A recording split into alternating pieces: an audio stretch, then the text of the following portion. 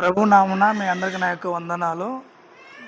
ఈ సాక్ష్యం చెప్పడానికి నాకు ఇచ్చిన అవకాశాన్ని బట్టి మొదటగా దేవునికి వందనాలు. అలాగే సార్కి మేడం కూడా నా యొక్క వందనాలు. నా యొక్క కుమారుడైన నెతన్య యొక్క ఆరోగ్య విషయమే దేవుడు అద్భుతం జరిగించినాడు. ఆ యొక్క సాక్ష్యం ఈ మధ్యన పంచుకోవడానికి ఇచ్చిన అవకాశాన్ని బట్టి మొదటగా దేవునికి వందనాలు చెల్లిస్తున్నాను. సాక్ష్యం ఏమనగా ఈ సంవత్సరమే జనవరి నెలలో మన సంఘంలోన ఉపవాస కూడికలు 3 రోజులు జరిగినాయి. దానికి ముందు ఒక రోజు ముందు మా నెతన్యకు చాలా ఆరోగ్యం బాగాలేకపోతే హాస్పిటల్కి వెళ్ళాం. హాస్పిటల్కి వెళ్ళిపోతే చాలా నీరసంగా ఉన్నాడు. బ్లడ్ టెస్ట్ చేసి తర్వాత చూద్దామన్నారు. బ్లడ్ టెస్ట్ చేస్తే 13 గ్రాములు ఉండాల్సింది 5 గ్రాములు మాత్రమే ఉంది. కేసు చాలా సీరియస్గా ఉంది, ఖచ్చితంగా అడ్మిట్ చేసి బ్లడ్ ఎక్కించాల్సిందే అన్నారు. దానికి ఒక 3 రోజులు అబ్జర్వేషన్లో పెట్టి ఇంజెక్షన్ పెట్టినారు.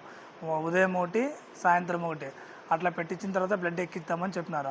ఆ విషయమై సార్కి మేడంకి వచ్చి సార్ ఇట్లా జరిగింది, ఇట్లా ఉంది అంటే సారు మేడం ఉండి ఎట్లా మన సంఘంలో ఉపవాస కూడికలు జరుగుతున్నాయి కాబట్టి మీరు ఈ యొక్క కూడికలకు రండి, దేవుడు స్వస్థపరుస్తాడు, దేవుడే చూసుకుంటాడు, మన వంతు ప్రార్థన చేద్దాం, బాగు చేయడం దేవుని పని అన్నారు సారు మేడం. ధైర్యపరిచి మేము ఆ విశ్వాసంతోనే 3 రోజులు కంటిన్యూగా మేము ఉపవాస కూడికలు పాల్గొనడం జరిగింది.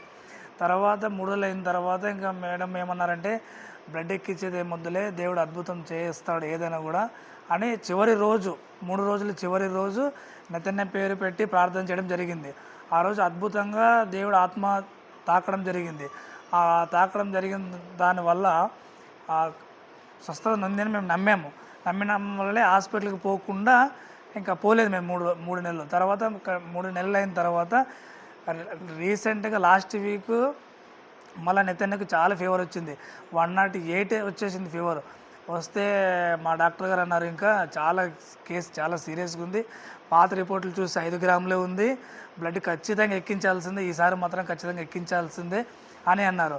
మళ్ళీ 3 రోజులు ఇంజెక్షన్ పెట్టినారు, ఉదయం ఒకటి, సాయంత్రం ఒకటి. మళ్ళీ ఆ విషయం వచ్చి సార్కి మేడంకి ఇట్లా చెప్తే సర్లే నాన్న ఏమవుతుంది, దేవుడు ఏదైనా చేయగలడు మన జీవితాల్లోన, ప్రార్థన చేద్దాం మళ్ళా అని ప్రార్థన చేయడం జరిగింది. ప్రత్యేకంగా స్త్రీల కూడిక రోజు మళ్ళీ మేడం ప్రార్థన చేయడం వల్ల మేడం ప్రార్థన చేస్తూ మధ్యలోన నెతన్య విషయమై ఎక్కువ చేయడం జరిగింది. నెతన్య యొక్క పితరుల యొక్క పాపాలు, వారి యొక్క దోషాలు నెతన్య మీద పని చేయకూడదు అని దేవునికి ప్రార్థన చేయడం జరిగింది. ఆ రోజు బలంగా ఆత్మ తాకడం జరిగింది. మరి ఇంకా ఆ రోజే పూర్తిగా స్వస్థత ఉందని మేము నమ్మాము. తర్వాత చివరి రోజు మళ్ళీ ఇంకా రిపోర్ట్లు తీసుకొని 3 రోజులు అయిపోయింది.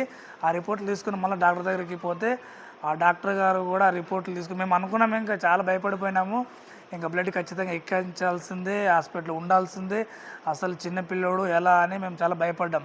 ఏదేమైనా కూడా రిపోర్ట్లు తీసుకొని మేము వెళ్ళడం జరిగింది. ఆ సార్ గారు కూడా చూసి చాలా ఆశ్చర్యమైపోయినారు.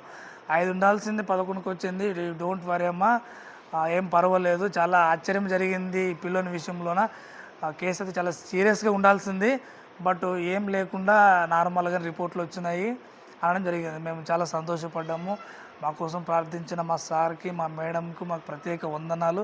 ప్రత్యేకించి మా జీవితంలో వ్యక్తిగతంగాను కుటుంబ పరంగాను మా దేవుడు మేము నమ్ముకున్న యేసయ్య ఈ అద్భుత కార్యం జరిగించినందుకు ప్రత్యేకించి దేవునికి వందనాలు చెల్లిస్తూ ఈ సాక్ష్యం విన్న మీ జీవితాల్లో కూడా ఈ అద్భుతాలు జరిగించిన దేవుడు మీ జీవితాల్లో కూడా జరిగించులాగున యేసు నామములో సాక్ష్యం దీవించుబడునుగాక. ఆమేన్.